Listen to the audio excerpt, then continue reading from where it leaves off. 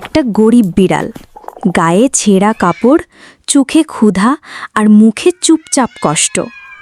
তার দুই বন্ধু বড়লোক, স্টাইলিশ, দামি জামা পরে রাস্তা দিয়ে হেঁটে যায়, আর ও এক কোণায় বসে শুধু তাকিয়ে দেখে। একদিন ক্ষুধায় কাতর হয়ে সে একটা দোকান থেকে রুটি চুরি করে। দোকানদার ধরে ফেলে।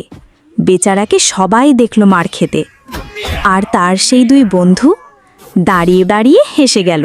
মার খেয়ে বিড়ালটা কাঁদতে কাঁদতে দোকানদারকে বলল, একটা কাজ দিন ভাই, আর চুরি করব না। দোকানদার দয়া করে একটা কাজ দিল। বিড়ালটা মাথায় বোঝা টানল, সেলাই করল ছেঁড়া জামা, সারালো ছেঁড়া জুতা, পরিশ্রম করে খেতে শিখল। দিন গেল, টাকা জমল। একদিন সে গেল শপিং মলে, নতুন জামা, জুতা, সানগ্লাস পরল। নিজেকে আয়নায় দেখে হেসে বলল, হেই আমি পাল্টে গেছি।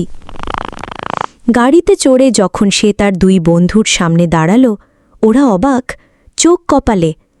এবার আর হাসে না কেউ, হাসে শুধু সে, নিজের উপার্জনে, নিজের বদলে যাওয়ায়। তোমাকে দেখে কেউ যদি হাসে, মনে রেখো, পরিশ্রম করে একদিন তুমি তাদের থামিয়ে দিতে পারবে।